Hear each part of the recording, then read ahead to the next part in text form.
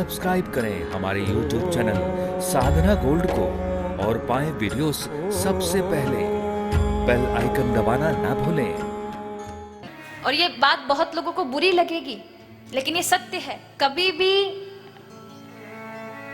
जिसका शरीर छूट गया है उनकी प्रतिमा ना रखें।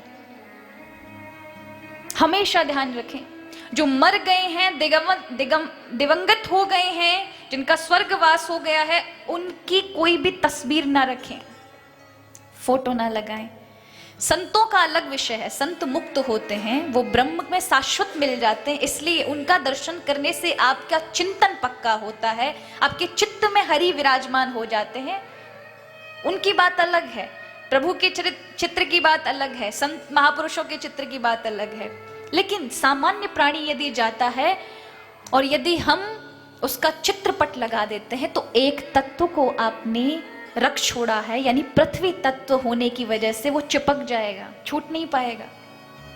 क्योंकि पंच तत्व से शरीर बना है, पंच तत्व में विलीन होना चाहिए। एक भी आधार इसलिए सनातन धर्म में नहीं छोड़ा जाता, यहां तक कि शरीर के, मनुष्य के शरीर को गाड़ा नहीं जाता, क्योंकि अगर गाड़ दिया तो उसका चेतनता वहीं चिपका रहेगा कि उसका शरीर अभी है।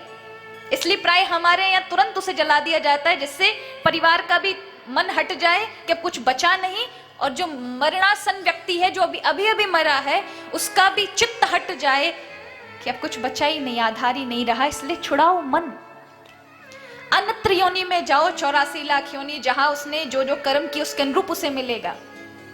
लेकिन ये छूट गया और शरीर रहा, कोई माध्यम रहा।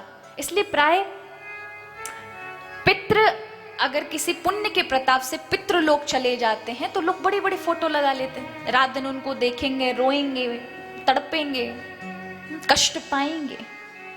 वो खुद कष्ट नहीं, फिर पितृ लोग से उन्हें पितरों को खींच कर आना पड़ता है आपके भाव के कारण ना।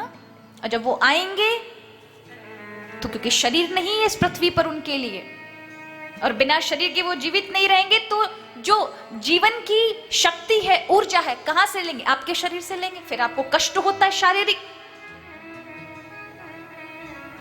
क्योंकि आपने बुला लिया है, उनको माध्यम कर लिया है, और वो देख रहे हैं तुम्हें तड़पता हुआ, तो उन्हें भी जीने की ललक है, मेरे बिना कैसे रहेगा?